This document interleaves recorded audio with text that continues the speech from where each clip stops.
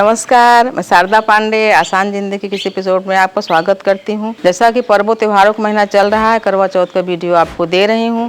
अब मैं आपको बताऊंगी पारण और विसर्जन के बारे में, करवा चौथ पर्व के बारे में, और बताऊंगी कि जो पहली बार व्रत कर रहे हैं उनको कैसे सब नई चीज़ें चाहिए। तो चलिए आपको बताती हूँ। सबसे पहले कि जो पहली बार व्रत करेंगी उनके लिए सभी कुछ नई चीज़ें होनी चाहिए। नई चीज़ों में से जैसे कि जो थाली में आप पूजा करोगे, थाली घुमाओगे, वो नई होनी चाहिए, वो भी मायके से आएगी। मायके में नहीं है तो ससुराल से खरीद लें। चलनी, और जैसे पहली बार जब आप पूजा करोगे तो ये सभी चीज़ें आगे के हर करवा चौथ में आप उसको यूज कर सकते हो। थाली, चलनी, और जो करवा रहता है वो करवा जो पानी पीने वाला होता है उसको बदल के बाकी जो और जो करवे शुद्ध रहेंगे, कलश वगैरह वाला, उसको रख सकते हो। और सभी श्रृंगार की चीज़ें नहीं होना चाहिए। बहुत सारे लोग क्या करते हैं, जो विवाह का सिंदूर होता है उसी सिंदूर को भगवान को भी चढ़ाते हैं, करवा माता को, गौर को, गणेश को चढ़ाते हैं। तो ऐसा गलती न करें। विवाह का सिंदूर अलग किसी डिब्बी में रख लें, वो भगवान के लिए अलग कर दें, वो चढ़ा सकती हैं। खुद अपना खुद लगा रही हैं तो उसको भगवान को न चढ़ाएं, जूठा माना जाता है। उसी प्रकार से आप सभी नई चीज़ें जो पहली बार व्रत कर रहे हैं लोग, वो सभी नई चीज़ें खरीदें, भले ही आगे के सालों में आप उन्हीं चीज़ों को यूज कर सकती हैं।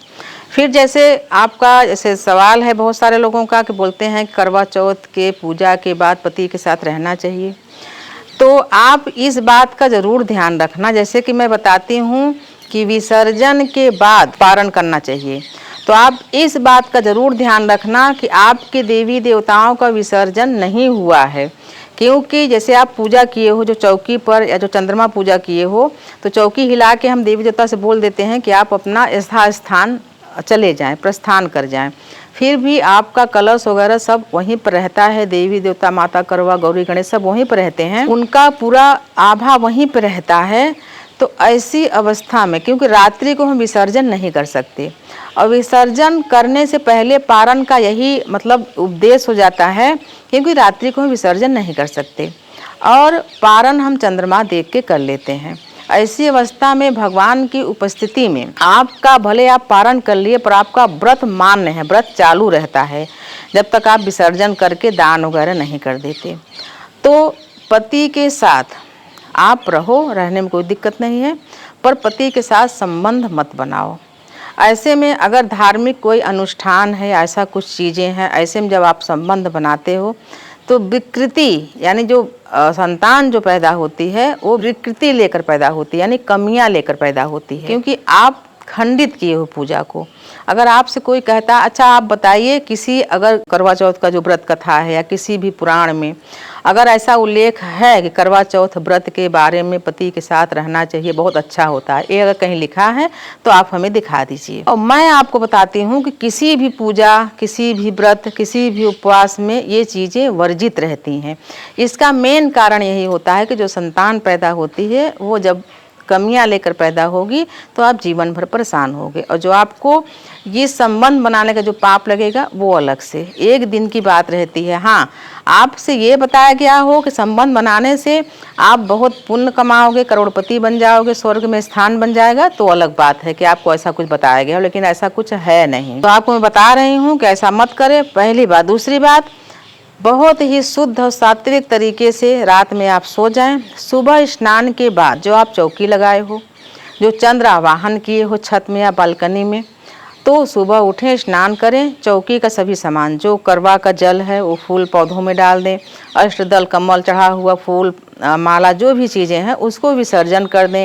या जैसे बताई हूँ कि गार्डन वगैरह में कहीं किनारे में उसको दबा दें, चौकी हटा दें, और जो चंद्र आवाहन की चीज़ें हैं उसको भी विसर्जन कर दें।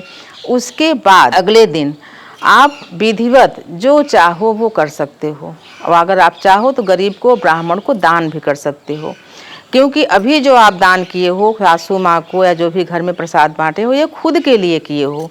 अब इसके बाद आती है व्यवस्था दान की, कि आप व्रत किए हो तो गरीब ब्राह्मण को दान जरूर करना चाहिए। तो सुबह स्नान के बाद विसर्जन, विसर्जन के बाद दान कुछ निकालें, या हो सके तो जो करवा चौथ का पकवान बना है वही बुला के किसी ब्राह्मण को अपने घर में खिला दें, या वही चीज़ें कुछ निकाल के खाने पीने की चीज़ें आसपास में अगर ब्राह्मण हो तो दान कर दें या मंदिर भिजवा दें। ये नियम होता है पूरा पूजा का। ये नहीं कि बहुत सारे लोग क्या करते हैं कि रात ही को सब अपना हटा उठा के अपना जल वल इधर उधर गिरा के दीपक फेंक के सब करते हैं। ऐसा नहीं करना चाहिए। जो आप चलनी में जो दीपक जलाते हो, देखते हो, फेंक देते हो उसको, इन सब चीज़ों को अशुभ है। क्यों करते हो भगवान जाने, ऐसा क्या विधि है। पर दीपक को पूर्व मुँह करके या उत्तर मुँह करके रख दो, जब तक जलता है वो जलता रहे।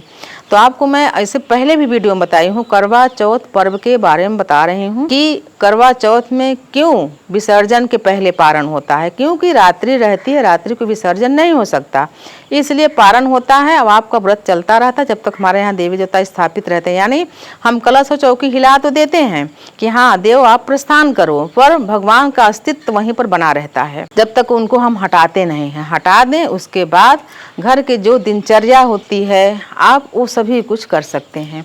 तो आपको मैं बता रही हूँ करवा चौथ पर्व के बारे में। करवा चौथ के दिन जैसे आप सभी चीज़ें व्रत खोले हो तो उसमें व्रत के दिन ध्यान रखें कि मूली, सलजम, गाजर, गोभी, मसूर, ये सब चीज़ों का भोग न रहे। यानी ये सब चीज़ें आप ग्रहण न करें। आप सात्विक आहार ग्रहण करें, जैसे खीर है, पूड़ी है, पराठा है, उसके अलावा आप खाजा है, शक्कर पारा है, जो भी मीठी चीज़ें हैं इन सबको बना के खाएं। खाने से पहले जब आप भोग यानी ग्रहण करते हैं उसके पहले घर में जितने भी लोग हैं कम से कम उस दिन जिस दिन आप व्रत कर रहे हो सभी को खिला के प्रसाद दे के पाँव छू के फिर आप पति के साथ खाना खाने या भोजन करने बैठें।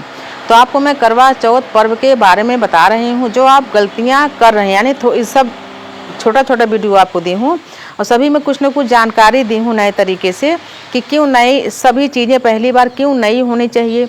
16 श्रृंगार जो आपके आभूषण मिले क्यों उसको पहन के हमेशा मतलब उस समय पूजा करना चाहिए। क्योंकि मैं कई लोगों को देखी हूँ, जैसे आपका पहली बार शादी हुआ है, अभी पहला साल है, तो आप जो आपका बेंदी नथिया जो भी सोने का आभूषण चांदी हीरा जो भी मिला है आप उसको पहने हो तो आपको ये आशीर्वाद मिलता है कि सदा आपका ये श्रृंगार बना रहे। तो भगवान श्री गणेश जी से, माँ करवा माता से ये भी प्रार्थना करें कि हे माता जो हम 16 श्रृंगार किए हैं, जो हम आभूषण पहने हैं, जो हमारा स्वास्थ्य है ये हमेशा सदैव बना रहे और इसमें वृद्धि होती रहे, हम हमेशा स्वस्थ रहें, हमारे आभूषणों में और आभूषण मिलता रहे। ऐसी श्रद्धा आपका माता के ऊपर बनी होनी चाहिए। जैसे कि बहुत सारे लोग बोलते हैं कि हम किस चीज़ का करवा लें, तो करवा का नाम ही करवा, इसीलिए आप मिट्टी का करवा लें, वो भी 4 करवा लगेगा। क्या क्या करवा रहेगा, पहला करवा रहेगा जिसमें कलश रखा रहेगा, दूसरे 2 करवे में एक में गुलगुला रहेगा जिसको सासू माँ को देंगे, एक में गुलगुला रहेगा जिसमें जो पूजा करता है वो प्रसाद बांट के खुद खा लेगा,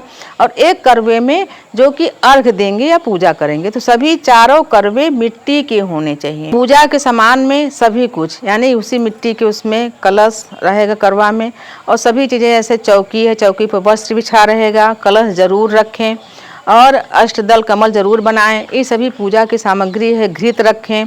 तो ये सभी चीज़ों को इकट्ठा करके विधिवत आप पूजा करें। तो आपको मैं करवा चौथ पर्व के बारे में बताई हूँ, 2-3 वीडियो दी हूँ, सभी में थोड़ा थोड़ा जानकारी दी हूँ। ऐसी जानकारी आपको आगे भी देती रहूँगी, तो आप ऐसे ही हमारे साथ बने रहें, देखते रहें आसान जिंदगी। तब तक के लिए नमस्कार।